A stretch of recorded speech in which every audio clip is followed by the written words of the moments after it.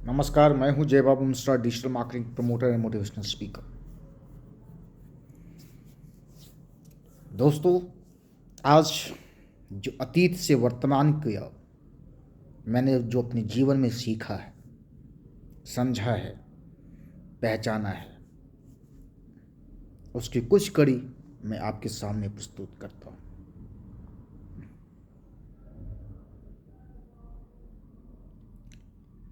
मनुष्य का वर्तमान और भविष्य अतीत के गर्भ में छिपा होता है,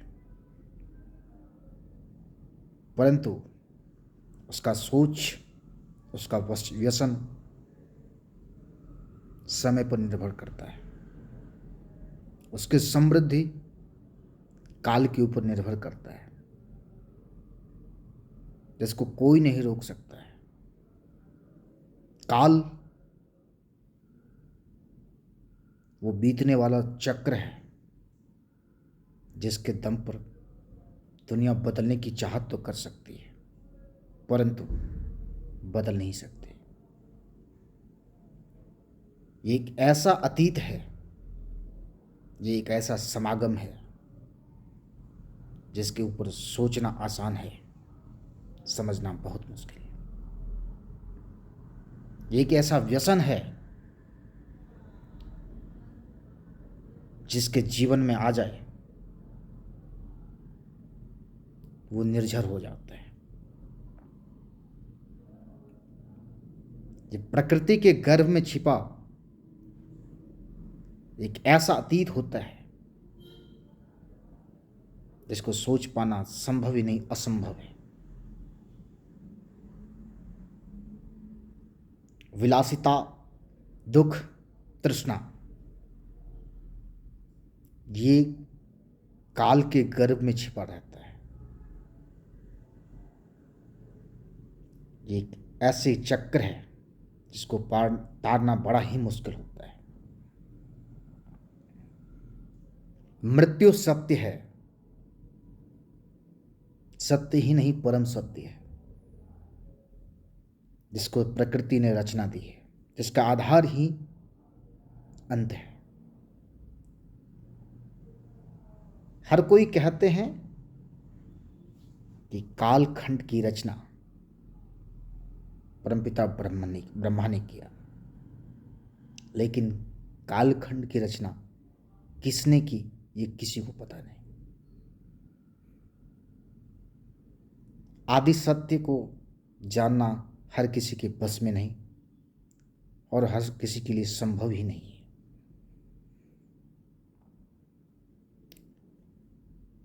दुख, तृष्णा और सुख एक ऐसी जलधारा है जिसके ऊपर संसार की सारी कड़ियां जुड़ी रहती है, चाहे वो सामाजिक हो, राजनीतिक हो या आर्थिक हो। लेकिन इन जलधाराओं के बीच में कैसे कई ऐसे चीजों का समागम होता है जिसे मनुष्य पूर्ण रूपेण स्वीकार ही नहीं कर सकता। जैसे क्रोध, वो अग्निवान है जिसके ऊपर मनुष्य की अपनी कोई भी पकड़ नहीं है। वो कभी भी अगर जिसके सर पर आ जाए तो संसार के सारे जंगलों को नष्ट कर देता है,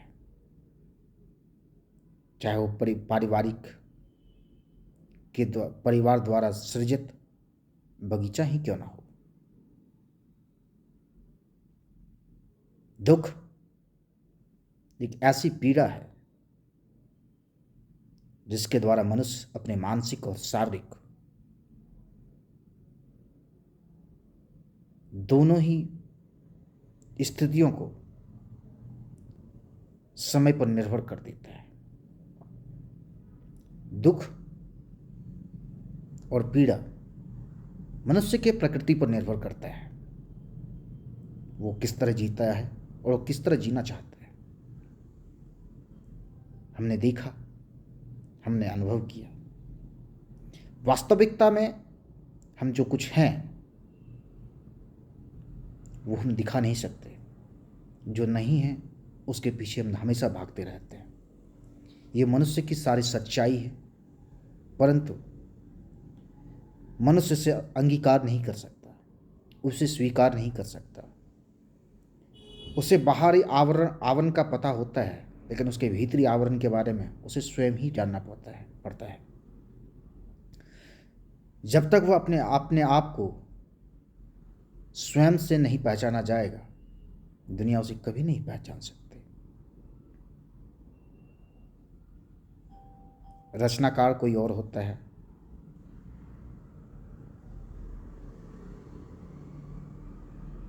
और